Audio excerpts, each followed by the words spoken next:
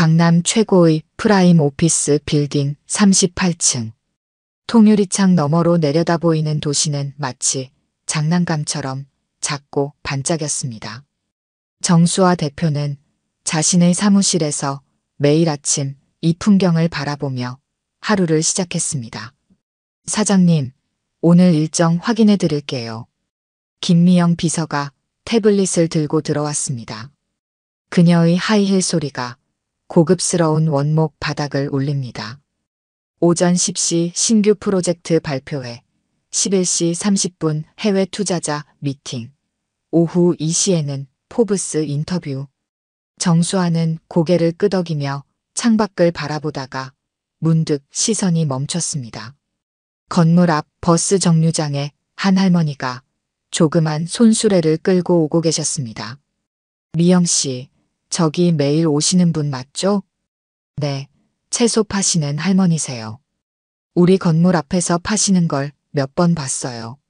정수아는 미간을 살짝 찌푸렸습니다. 연간 임대료만 수십억을 호가하는 프라임 빌딩 앞에서 채소를 파는 할머니의 모습은 마치 완벽한 그림에 난 얼룩 같았습니다. 경비팀에 연락해서 좀 말씀드려 주세요. 고객사 임원들도 자주 오시는데 건물 이미지가 좋지 않잖아요. 비서가 나간 후 정수아는 잠시 자신의 모습이 비치는 유리창을 바라보았습니다. 완벽하게 세팅된 단발머리, 명품 브랜드의 슈트, 그리고 절제된 미소까지. 36살의 나이에 IT 업계를 평정한 여성 CEO의 모습이 거기 있었습니다. 이야기를 계속하기 전에 구독과 좋아요 꾹 눌러주시고 매일 배달되는 사연 들어보세요. 알림 설정까지 해두시면 이야기가 올라오자마자 들으실 수 있답니다. 그럼 다시 이어가 보겠습니다. 드림테크놀로지. 그녀가 일궈낸 회사는 이제 직원만 300명이 넘는 중견기업으로 성장했습니다. 스마트시티 솔루션으로 시작해 이제는 AI, 빅데이터까지 영역을 넓혀가고 있었죠.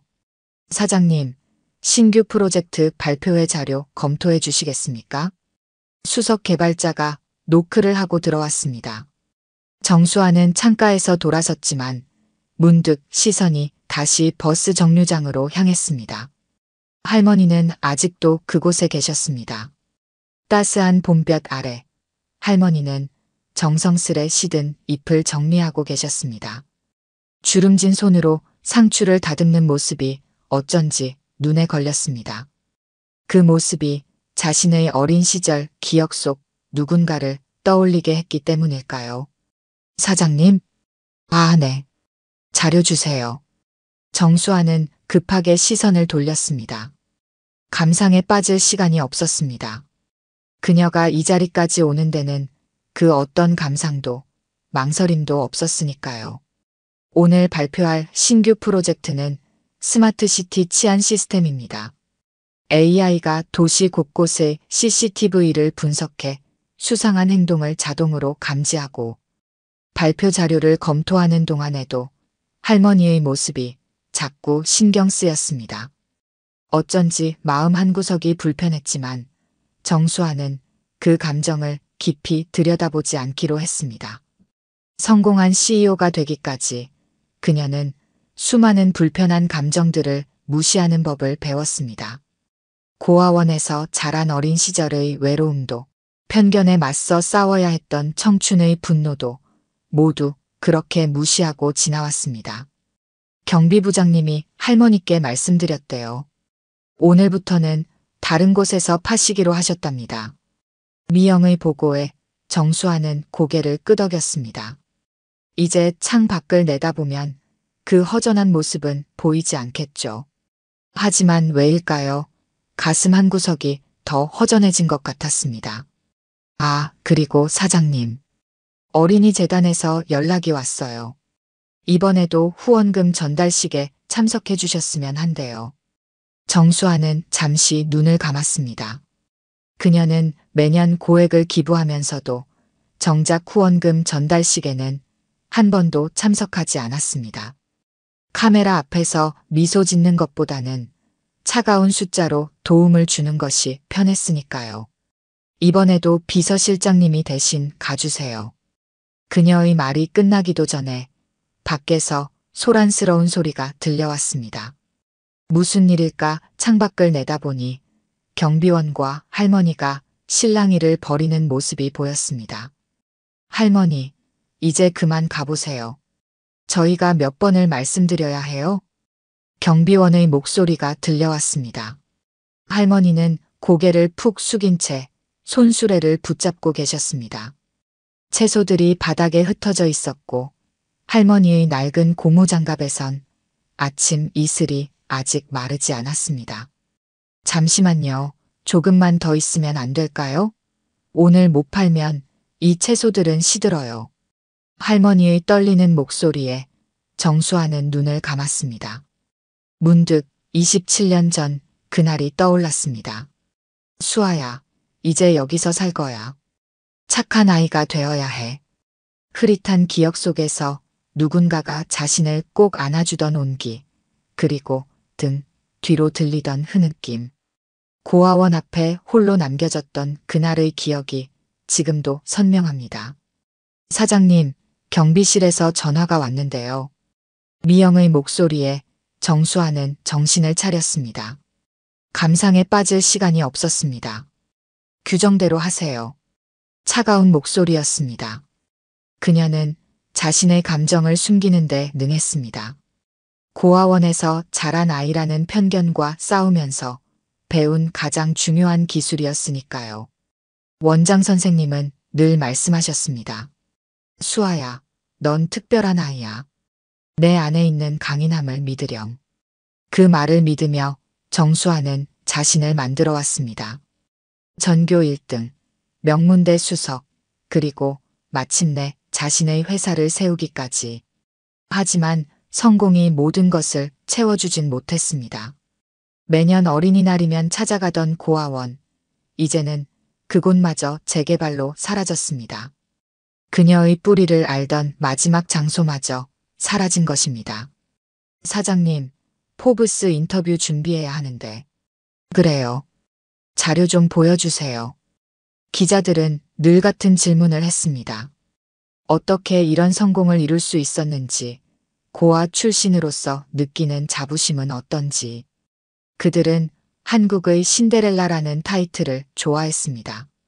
하지만 동화 속 신데렐라와 달리 그녀에겐 요정도, 유리구두도 없었습니다. 오직 스스로를 믿고 앞으로 나아가는 수밖에 없었죠. 할머니, 이러시면 경찰에 신고할 수밖에 없습니다. 밖에서 다시 소리가 들렸습니다. 할머니는 여전히 그 자리를 지키고 계셨습니다. 손수레의 채소들이 햇빛에 시들어가고 있었습니다. 어머님, 제가 한 번만 더 부탁드려 볼게요. 김미영이 밖으로 나갔습니다. 잠시 후 그녀가 할머니와 이야기를 나누는 모습이 보였습니다. 할머니는 고개를 푹 숙인 채 무언가를 말씀하시는 것 같았습니다. 그때였습니다. 할머니가 손수레를 정리하시다가 발을 헛디뎌 넘어지셨습니다. 채소들이 바닥에 흩어졌고 할머니의 낡은 가방에서 무언가가 떨어졌습니다. 정수아는 반사적으로 자리에서 일어났습니다. 그러나 곧 다시 앉았습니다. 저 할머니는 그저 수많은 노점상 중 한 명일 뿐이라고, 자신과는 아무 상관없는 사람이라고 스스로를 다잡았습니다. 미영이 할머니를 부축해 일으켰습니다. 할머니는 바닥에 떨어진 채소들을 주워 담으셨습니다. 그러나 가방에서 떨어진 것은 보지 못하신 듯 했습니다. 할머니, 다치신 데는 없으세요? 괜찮아, 괜찮아. 이제 갈 테니. 할머니의 목소리가 바람에 실려 희미하게 들렸습니다. 그 목소리에 왠지 모를 익숙함이 느껴졌지만 정수아는 그 생각을 지워버렸습니다. 드디어 할머니가 자리를 떠나셨습니다. 허리를 굽힌 채 천천히 손수레를 끌고 가시는 뒷모습이 어쩐지 마음을 무겁게 했습니다. 사장님, 할머니가 떨어뜨리신 것 같은데. 미영이 들어오며 낡은 수첩을 내밀었습니다. 겉면이 바랜 녹색 수첩에는 세월의 흔적이 가득했습니다. 그냥 버리세요. 정수아가 말했지만 미영은 혹시 연락처라도 있을까 해서 나중에 돌려드려야 할 것 같아서 수첩을 책상 위에 올려두었습니다. 미영이 나간 후 정수아는 한참을 수첩을 바라보았습니다. 묘한 불안감이 그녀를 감쌌습니다. 마치 저 수첩을 열면 무언가가 바뀔 것 같은 그런 예감이었을까요? 그날 밤늦게까지 정수아는 사무실에 남아 있었습니다. 모든 직원들이 퇴근하고 38층은 정막에 잠겨 있었습니다. 책상 위에는 여전히 그 녹색 수첩이 놓여 있었습니다. 마침내 그녀는 천천히 수첩을 집어들었습니다. 다른 표지를 열자 오래된 종이 특유의 냄새가 났습니다.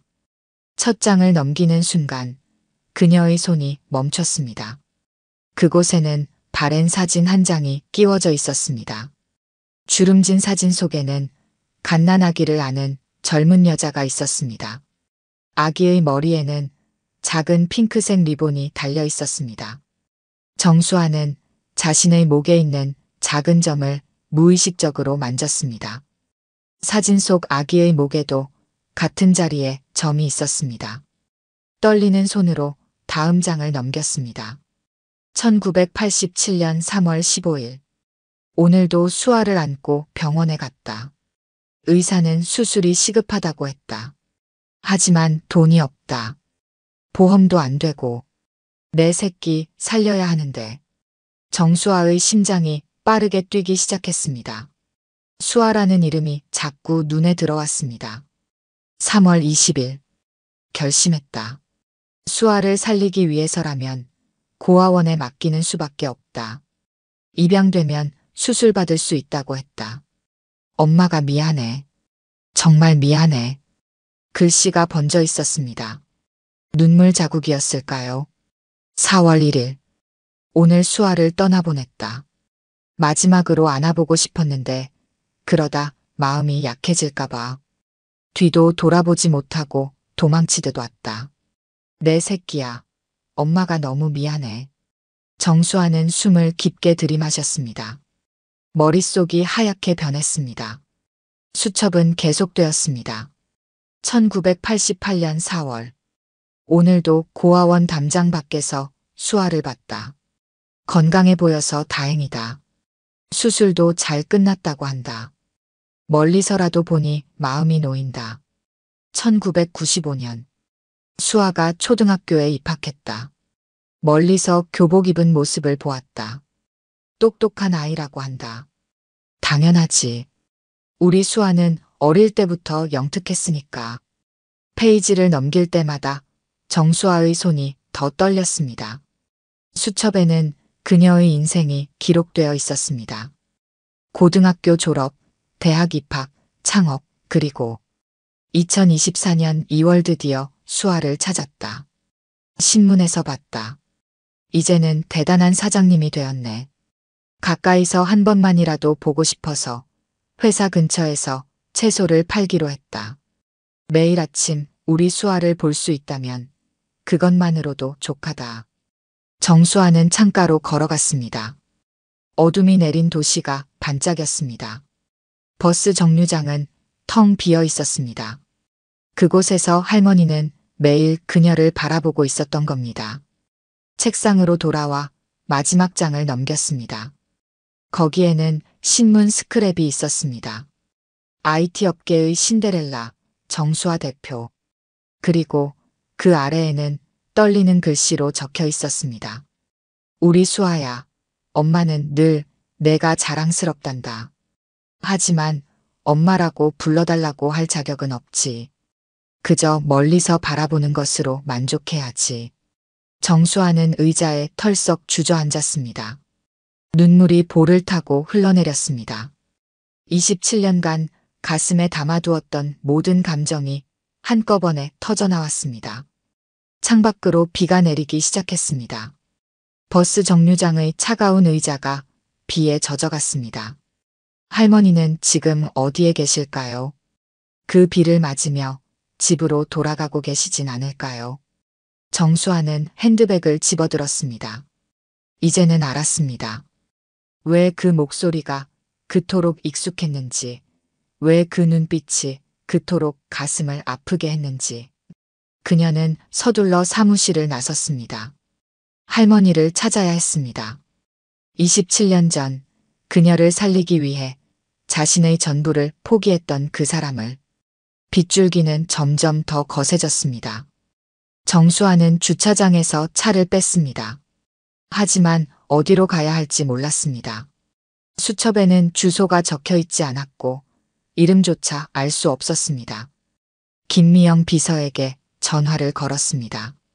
사장님, 이렇게 늦은 시간에 무슨 일이세요? 혹시 그 할머님에 대해 아는 거 있나요? 미영은 잠시 망설이다 말했습니다. 아까 제가 할머님께 여쭤봤어요. 매일 사모시장에서 채소를 떼오신대요. 사모시장. 정수아는 핸들을 돌렸습니다. 새벽녘이면 채소 장사들로 북적이는 곳이었습니다. 이 비를 맞으며 할머니는 그곳으로 돌아가고 계실지도 모릅니다. 시장 입구에 도착하자 몇몇 상인들이 서둘러 가게 문을 닫고 있었습니다. 정수아는 차에서 내려 뛰다시피 걸었습니다. 구두 굽이 젖은 아스팔트에 미끄러질 듯 했지만 멈출 수 없었습니다. 혹시 채소 파시는 할머니 못 보셨나요? 작은 손수레 끌고 다니시며 팔야채 떼시는 분이요. 아, 김옥순 할머니. 방금 가셨어요. 저쪽 골목으로. 정수아는 골목으로 달려갔습니다. 완벽하게 세팅된 머리가 비에 흩어졌고 명품 구두는 이미 엉망이 되었습니다. 하지만 그런 건 더 이상 중요하지 않았습니다. 그리고 마침내 좁은 골목 끝에서 그 뒷모습을 발견했습니다. 할머니는 비를 맞으며 천천히 손수레를 끌고 가고 계셨습니다. 할머니. 정수아의 목소리가 빗소리를 뚫고 울렸습니다. 할머니가 천천히 돌아보셨습니다. 그 순간 시간이 멈춘 것만 같았습니다. 수아야. 할머니의 눈에서 눈물이 흘러내렸습니다. 정수아는 달려가 할머니를 붙잡았습니다. 할머니의 어깨는 너무나 말랐고 옷은 이미 비에 흠뻑 젖어 있었습니다. 왜 이제야 말씀해 주신 거예요? 정수아의 목소리가 떨렸습니다.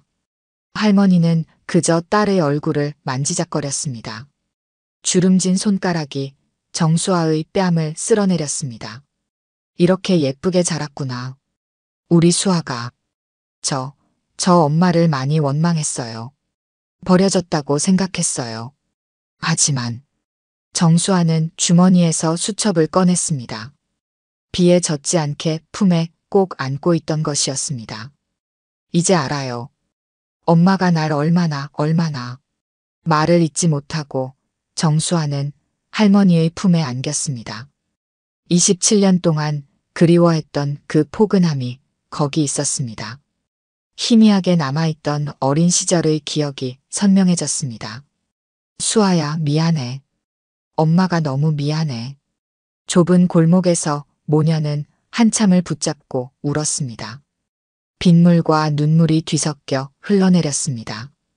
길가의 가로등 불빛이 그들을 비추었고 멀리서 천둥 소리가 울렸습니다. 이제 집에 가요, 엄마. 정수아가 할머니의 손을 잡았습니다. 할머니는 고개를 저으셨습니다. 안 돼, 난 그냥. 더 이상 도망가지 마세요. 제가 이제는 엄마를 지킬 수 있어요. 할머니의 손이 떨렸습니다. 정수아는 그제야 할머니의 손이 얼마나 차가운지 느꼈습니다. 사실은 엄마가 많이 아파. 할머니의 말에 정수아의 심장이 멈춘 듯 했습니다. 병원비가 없어서 그래도 죽기 전까지는 이렇게라도 채소를 팔면서 널 보고 싶어서. 정수아는 할머니를 더 꽉 안았습니다. 이번에는 절대로 놓치지 않을 것입니다. 27년 전처럼 그냥 보내버리지 않을 것입니다. 이제는 제가 엄마를 책임질 거예요. 치료도 해드리고 그동안 못해준 효도도 다 해드릴 거예요. 빗줄기가 잦아들기 시작했습니다. 멀리서 새벽을 알리는 종소리가 들려왔습니다. 긴 어둠이 지나고 새로운 아침이 오고 있었습니다. 6개월이 지났습니다. 드림테크놀로지 38층 사무실의 풍경이 달라져 있었습니다. 차가운 대리석 벽면 대신 따뜻한 원목 패널이 들어섰고 로비에는 작은 텃밭이 생겼습니다. 수아야, 이거 좀 봐. 상추가 잘 자랐지? 김옥순 여사가 텃밭에서 상추를 가꾸고 있었습니다. 항암 치료로 잃었던 머리카락이 이제 새하얗게 돋아나 있었습니다. 와, 엄마가 가꾼 상추는 역시 다르네요. 정수아는 엄마 곁에 쪼그려 앉았습니다. 직원들은 이제 김 여사를 드림텃밭 관리자라고 부릅니다. 회사 구내식당의 채소는 모두 이곳에서 자란 것들이었습니다. 사장님, 이사회 시작할 시간입니다. 미영이 다가왔습니다. 정수아는 고개를 끄덕이며 일어섰습니다. 엄마, 이따 점심시간에 뵐게요. 회의실에는 임원들이 모여 있었습니다. 스크린에는 새로운 프로젝트 계획이 띄워져 있었습니다. 드림케어 프로젝트, AI 기반 취약계층, 의료 지원 시스템. 우리 회사의 AI 기술을 의료 분야에 접목시키는 겁니다. 특히 경제적 어려움으로 적절한 치료를 받지 못하는 분들을 위한 시스템이죠. 정수아의 설명에 임원들이 고개를 끄덕였습니다. 6개월 전과는 다른 분위기였습니다. 사장님 덕분에 저희도 많이 배웠습니다. 기술이 진정으로 필요한 곳이 어디인지. 개발팀장의 말에 정수아는 미소를 지었습니다. 창 밖으로 맑은 가을 하늘이 보였습니다.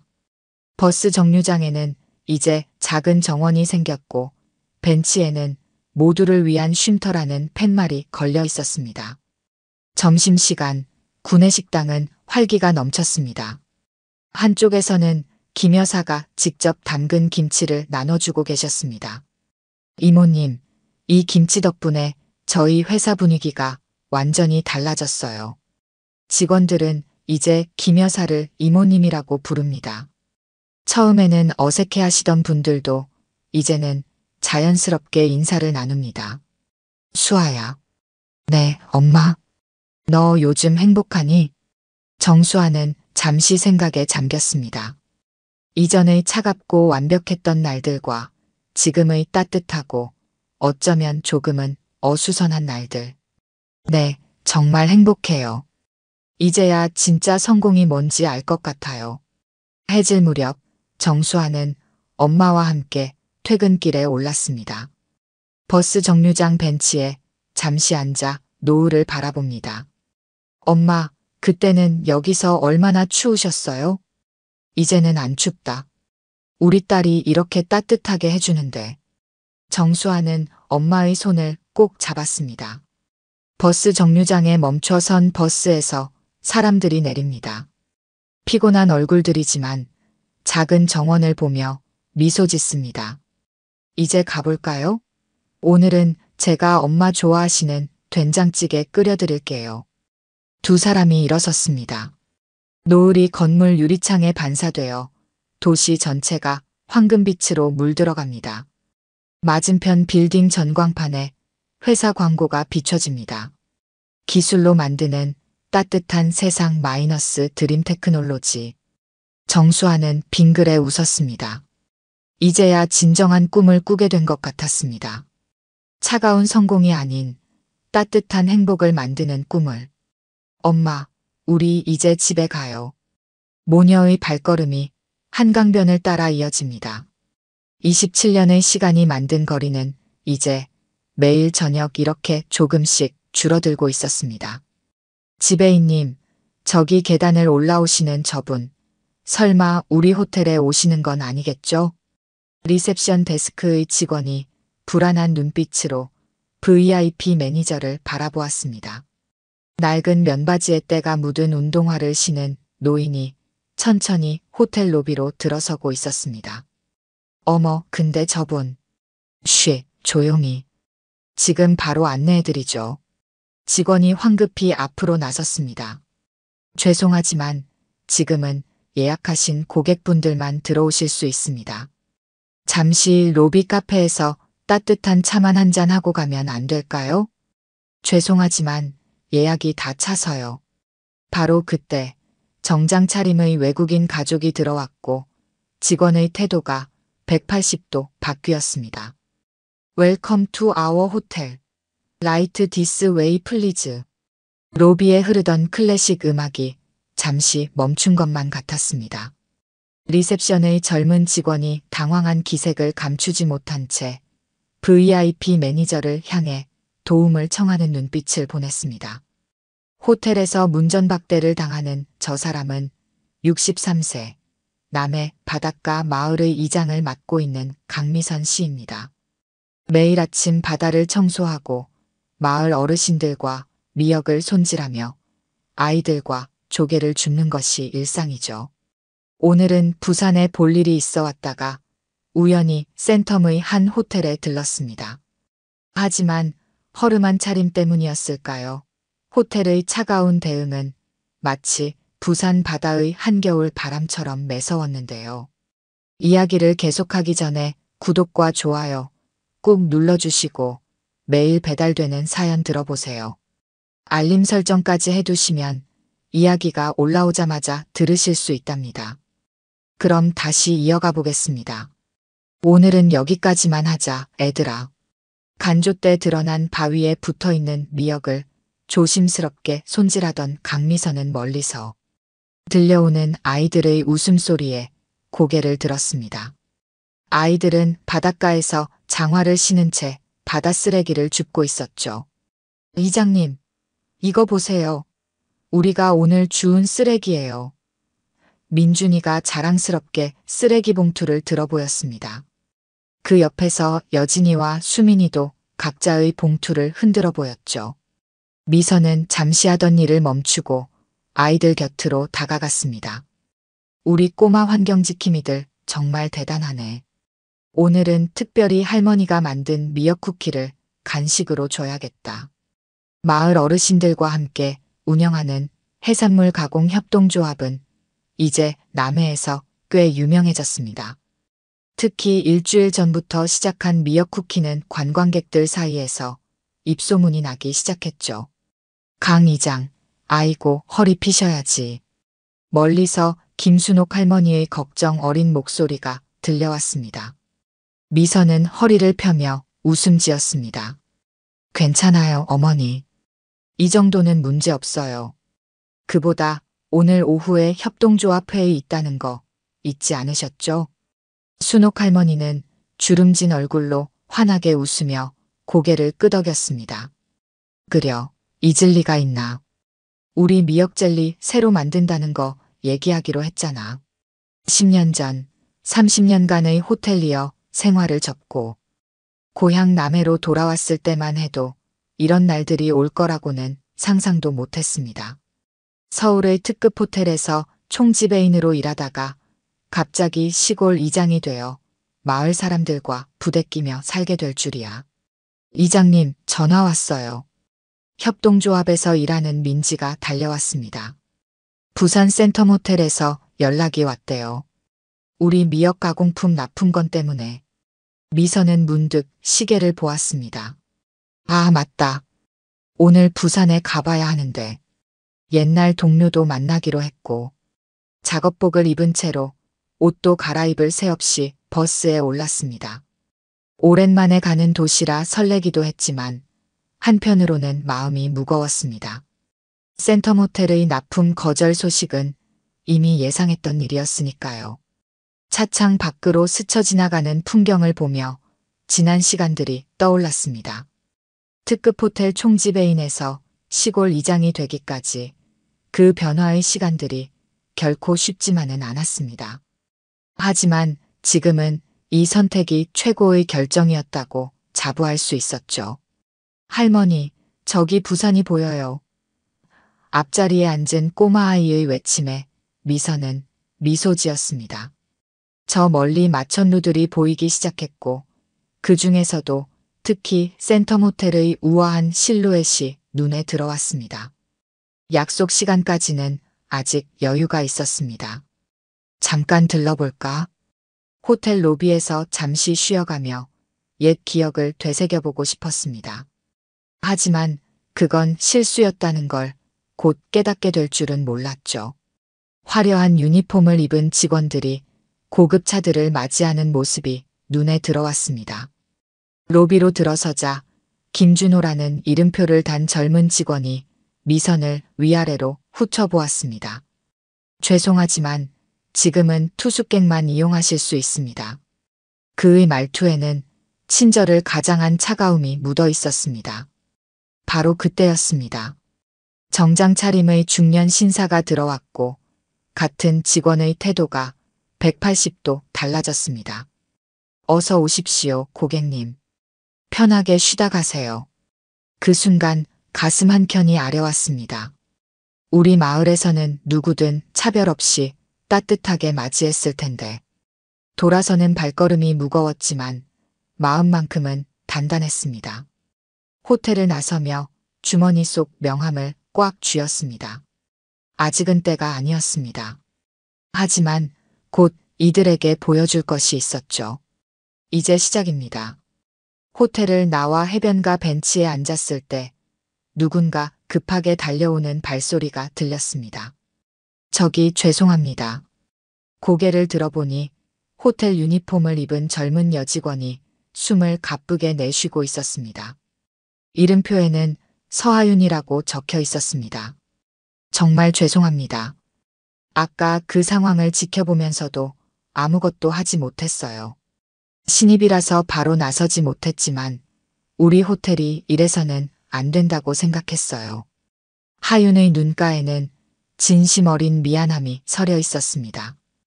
미선은 그런 그녀의 모습에서 자신의 젊은 시절을 보는 것 같았습니다. 괜찮아요. 나도 호텔리어였으니까 잘 알아요. 신입 때는 누구나 그럴 수 있죠. 네. 호텔리어셨다고요? 그건 중요하지 않아요. 그보다 이렇게 나와서 괜찮을까요? 혹시 문제되지는 않을까 걱정되네요. 하윤은 작은 미소를 지었습니다. 괜찮아요. 제가 잠시 휴식 시간이라고 했거든요. 그보다 이상하게 들리실 수도 있는데 우리 호텔이 예전에는 정말 따뜻한 곳이었다고 해요. 지역 주민들과 함께 성장하는 호텔이었다고 하는데 미선은 가슴 한켠이 아려왔습니다. 20년 전 이 호텔의 오픈을 준비하면서 꿈꾸었던 모든 것들이 떠올랐기 때문입니다. 일주일이 지났습니다. 그동안 미선은 매일 다른 옷차림으로 호텔을 찾았습니다. 때로는 소박한 면바지 차림으로, 때로는 평범한 티셔츠 차림으로 로비 한켠에 앉아 사람들의 움직임을 관찰했습니다. 어머, 저기 앉아 계신 분, 어제도 오셨던 분 아니에요? 조용히 해요. 저분 요즘 매일 와요. 보안팀에 보고할까 하는데. 리셉션 데스크에서 속삭이는 소리가 들렸습니다. VIP 매니저 장민우의 날카로운 시선이 느껴졌지만 미선은 태연히 신문을 읽는 척했습니다. 하윤 씨, 저 손님 신경 쓰지 마세요. 우리 호텔 이미지에 맞지 않는 분들은 알아서 불편하게 해드려야 해요. 하지만 과장님, 저 손님이 어떤 분인지도 모르면서 호텔 경영이 얼마나 냉정해야 하는지 아직 모르시는가 봐요. 고급 호텔은 선택받은 사람들을 위한 공간이에요.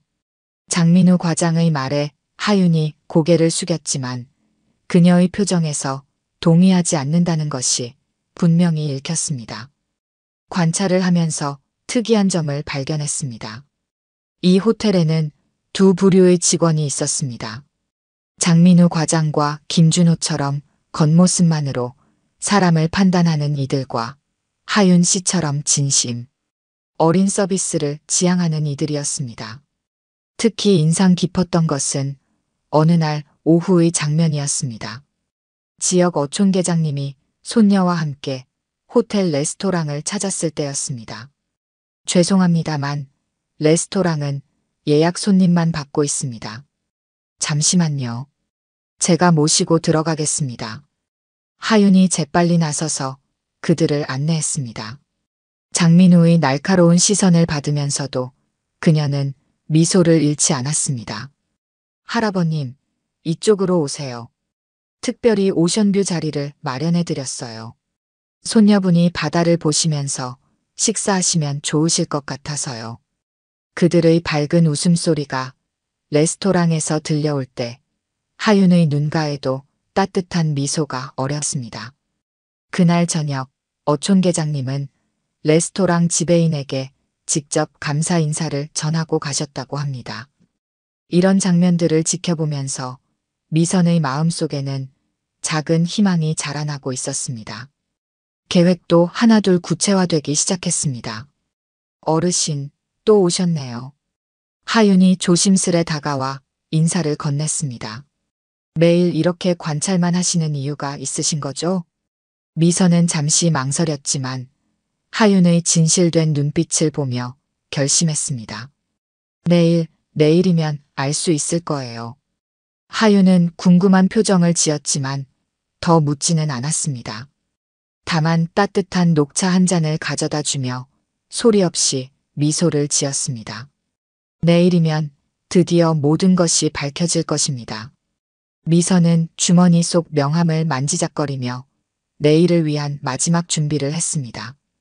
호텔 로비의 화려한 샹들리에 불빛이 그녀의 결연한 표정을 비추고 있었습니다.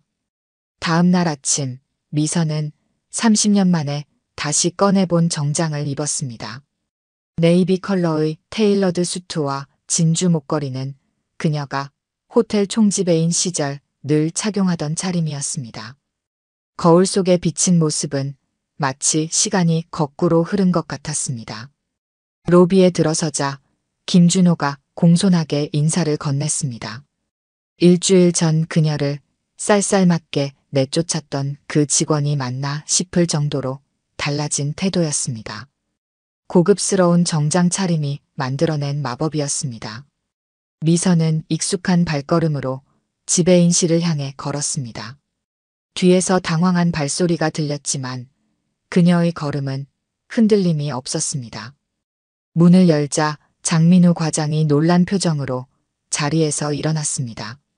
사무실 안이 순식간에 얼어붙었습니다. 창가에 서 있던 박 지배인의 얼굴이 창백하게 변했습니다. 그는 미선을 한눈에 알아보았습니다. 20년 전 이 호텔의 첫 여성 총지배인이었던 그녀를. 복도에서는 하윤이 놀란 표정으로 이 광경을 지켜보고 있었습니다. 미선은 창가로 걸어가 바다를 바라보았습니다. 푸른 물결이 햇빛에 반짝이는 모습은 20년 전과 다르지 않았습니다. 하지만 이 호텔은 너무나도 달라져 있었습니다. 미선은 천천히 입을 열었습니다. 그동안 지켜본 모든 것들이 차분한 목소리로 흘러나왔습니다. 로비에서 쫓겨난 노인들의 이야기, 가족 단위 투숙객들을 향한 불친절한 태도, 지역 주민들을 무시하는 행태들, 그리고 그 속에서 홀로 진정성을 지키려 애쓰던 하윤의 모습까지. 이 호텔이 왜 세워졌는지 기억하시나요? 미선의 질문에 아무도 답하지 못했습니다. 20년 전 이 호텔은 지역과 함께 성장하는 새로운 호텔 문화를 만들겠다는 포부로 시작되었습니다. 지역 어민들의 신선한 해산물을 직접 공급받고 마을 노인들의 지혜를 호텔 프로그램에 담아내고 아이들에게는 해양 교육의 장이 되어주겠다던 그 꿈들은 어디로 사라진 걸까요? 오늘부터 이 호텔의 운영 방식이 크게 바뀔 겁니다. 미선의 선언에 모두가 숨을 죽였습니다. 그녀는 서랍에서 낡은 사진 한 장을 꺼냈습니다. 호텔 오픈 당시의 사진이었습니다. 지역 어르신들과 함께 찍은 그 사진 속에는 지금은 잊혀진 호텔의 초심이 담겨 있었습니다. 더 이상 이 호텔은 특권층만을 위한 공간이 아닙니다. 제가 남해에서 읽어온 것처럼 이곳도 모든 이들을 따뜻하게 품는 공간이 될 것입니다. 장민우 과장이 앞으로 나섰습니다. 그의 목소리에는 불안감이 서려 있었습니다. 하지만 미선은 그의 말을 끝까지 듣지 않았습니다. 대신 하윤을 바라보며 미소 지었습니다. 하윤 씨, 당신이 보여준 진정성과 따뜻함, 그것이 바로 우리가 추구해야 할 진정한 품격입니다. 정체가 밝혀진 후 호텔은 지진이 난 것처럼 흔들렸습니다. 직원들 사이에서는 갖가지 소문이 돌았고 일부 고위직 간부들은 사직서를 제출하겠다는 의사를 밝혔습니다. 하지만 미선의 표정은 평온했습니다. 그녀는 남해 바닷가 마을에서 보낸 10년의 시간이 결코 헛되지 않았음을 알고 있었습니다. 그곳에서 배운 포용과 상생의 가치야말로 이 호텔이 잃어버린 진정한 보물이었기 때문입니다. 미선은 창밖 수평선을 바라보았습니다. 멀리서 출항하는 어선들이 보였습니다. 새벽 바다를 헤치고 나아가는 저 배들처럼 이제 이 호텔도 새로운 항해를 시작할 것입니다. 미선은 호텔 직원 전체 미팅을 소집했습니다. 대연 회장으로 향하는 그녀의 발걸음은 더없이 가벼웠습니다. 문을 열자 300여 명의 직원들이 긴장된 표정으로 앉아 있었습니다. 여러분, 제가 지난 10년간 남해에서 일군 작은 기적에 대해 말씀드리고 싶습니다. 미선은 프로젝터에 남해 마을의 사진들을 띄웠습니다. 바다를 배경으로 찍은 아이들의 해양교실, 할머니들과 함께하는 해산물, 가공작업, 마을 축제의 생생한 모습들이 스크린에 펼쳐졌습니다. 우리는 그동안 고급이라는 이름으로 많은 것을 잃어버렸습니다. 지역과의 유대, 세대 간의 소통, 바다가 주는 진정한 가치를 말입니다. 미선의 목소리는 차분했지만 그 안에 담긴 열정은 회장 구석구석까지 전해졌습니다. 젊은 직원들의 눈빛이 반짝이기 시작했고 베테랑 직원들은 깊이 고개를 끄덕였습니다. 첫 번째 변화는 1층 로비에서 시작되었습니다. 차가운 대리석 바닥 위에 포근한 원목 데크가 깔렸고 한쪽 벽면은 통유리로 교체되어 바다가 한눈에 들어왔습니다. 로비 한켠에는 바다 이야기방이 만들어졌습니다. 이장님, 이렇게 하면 될까요? 하윤이 바다 이야기방의 마지막 장식을 하며 물었습니다. 벽면에는 남해 어르신들이 직접 써주신 뱃사람들의 이야기가 액자로 걸려 있었고 한쪽에는 아이들이 주운 바다 쓰레기로 만든 환경 캠페인 전시가 자리 잡았습니다. 2층은 더 큰 변화를 맞이했습니다. 바다누리 퀴즈존이 만들어졌고 매주 토요일마다 해양생태 교실이 열렸습니다. 미선이 남해에서 운영하던 프로그램을 호텔의 규모에 맞게 확장한 것이었습니다. 레스토랑도 달라졌습니다. 매일 새벽 지역 어촌계에서 직접 공수하는 신선한 해산물로 메뉴가 바뀌었고 한 달에 한 번은 할머니들이 직접 비법을 전수하는 바다맛 전통 요리 클래스가 열렸습니다. 가장 큰 변화는 사람들의 마음가짐이었습니다. 장민우 과장은 한 달간의 남해 마을 연수를 통해 완전히 다른 사람이 되어 돌아왔습니다. 할머니, 이 미역 좀 봐주시겠습니까? 장민우는 어촌계 할머니 앞에서 허리를 깊이 숙였습니다. 호텔 식재료 검수를 위해 새벽부터 나와 있는 그의 모습은 한 달 전과는 전혀 달랐습니다. 남해에서 보낸 시간 동안 그는 진정한 서비스의 의미를 깨달았습니다. 미선은 매일 아침 로비에서 직원 조회를 했습니다. 그날의 조회는 바다 이야기방에서 열렸고 하윤이 새로 기획한 프로그램을 발표하고 있었습니다. 다음 주부터는 할매 할배의 바다 학교를 시작합니다. 은퇴하신 어촌계 어르신들이 직접 아이들에게 바다 생태계와 전통 어업에 대해 가르쳐 주시는 프로그램입니다. 직원들의 눈빛이 달라졌습니다. 더 이상 기계적인 서비스가 아닌 진심을 담은 환대를 고민하기 시작했습니다. 호텔 곳곳에서 작은 변화들이 일어났습니다. 로비에서는 투숙객들이 바다 이야기방에 모여 이야기꽃을 피웠고, 레스토랑에서는 할머니들의 요리 비법을 배우려는 외국인 관광객들의 웃음소리가 끊이지 않았습니다. 한 달이 지난 어느 날, 미선은 호텔 옥상 정원에 올랐습니다. 저녁 노을이 바다를 물들이고 있었습니다. 아래층에서는 하윤이 진행하는 별빛 바다 이야기 프로그램이 한창이었고, 장민우는 내일의 어촌계 미팅 준비를 하고 있었습니다. 변화는 시작에 불과했지만 그 방향만큼은 분명했습니다. 이제 이 호텔은 바다처럼 모든 이들을 품어 안는 곳이 될 것입니다. 미선은 가슴속 깊이 자리 잡은 뿌듯함을 느끼며 붉은 노을을 바라보았습니다. 6개월이 지났습니다. 변화의 물결은 호텔 구석구석에 스며들어 이제 자연스러운 일상이 되어 있었습니다. 미선은 아침 일찍 호텔 앞 바닷가를 걸었습니다. 해변에서는 하윤이 이끄는 새벽 바다 환경 지킴이 활동이 한창이었습니다. 회장님, BBC 취재진이 도착했습니다. 장민우가 다가와 보고했습니다. 그는 이제 지역상생팀 팀장이 되어 있었습니다. 호텔과 지역사회를 잇는 가교 역할을 톡톡히 해내고 있었죠. 아, 그 지속가능한 호텔 문화 특집 취재 말이군요. 미선의 예상을 뛰어넘는 변화였습니다. 처음에는 우려의 목소리가 컸습니다. 고급 호텔의 이미지가 실추될 것이라는 걱정, 기존 고객들이 떠날 것이라는 우려. 하지만 결과는 정반대였습니다. 객실 점유율은 오히려 상승했고, 특히 3대가 함께 묵는 가족 단위 고객이 크게 늘었습니다. 해외 유명 호텔들이 벤치마킹을 위해 방문했고, 환경단체들은 이 호텔을 친환경 호텔의 모범 사례로 꼽았습니다. 회장님, 오늘은 특별한 손님이 오셨어요. 하윤이 환한 미소로 다가왔습니다. 그녀는 이제 호텔의 바다문화팀 팀장이었습니다.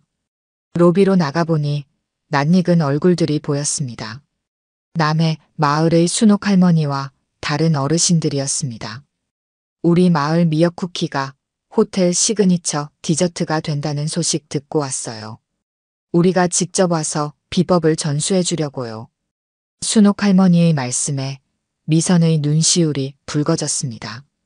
작은 마을의 협동조합에서 시작된 도전이 이제는 특급 호텔의 자랑이 되어 돌아온 것입니다. 우리 할머니들이 만든 게 호텔에서 팔린다니 꿈만 같네요. 로비 한켠에서는 새로운 공간이 문을 열었습니다. 바다마을 곳간이라는 이름의 공간에는 지역 어촌들의 수산물 가공품이 진열되어 있었습니다. 협동조합의 미역 쿠키부터 전통 방식으로 만든 젓갈까지 지역의 맛과 이야기를 한자리에 모았습니다. 회장님, 다른 해안가 호텔들도 우리처럼 변하고 싶다고 문의가 왔어요. 장민우가 두꺼운 서류철을 들고 왔습니다.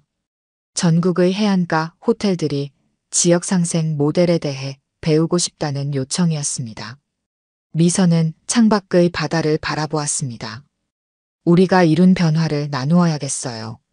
이제는 모든 해안가 호텔이 지역과 함께 성장하는 방법을 고민할 때입니다. 그날 저녁 호텔 야외 정원에서는 특별한 행사가 열렸습니다. 달빛 아래 바다 이야기라는 프로그램이었습니다. 은퇴한 선장님들이 들려주는 바다 이야기에 투숙객들은 귀를 기울였고 아이들은 반짝이는 눈으로 질문을 쏟아냈습니다. 미선은 조용히 자리에서 일어나 바닷가로 걸어갔습니다. 달빛이 잔잔한 물결 위로 부서지고 있었습니다. 등 뒤에서는 웃음소리가 들려왔고 바닷바람은 이제 막 구운 미역 쿠키 향을 실어 날랐습니다. 이제야 진짜 호텔다워졌네요. 하윤이 2잔의 차를 들고 다가왔습니다. 미선은 미소를 지으며 고개를 끄덕였습니다. 그들의 발 아래로 밀물이 조용히 밀려왔다 밀려갔습니다. 마치 호텔의 일상처럼 자연스럽게 그렇게 새로운 물결은 계속해서 이어지고 있었습니다.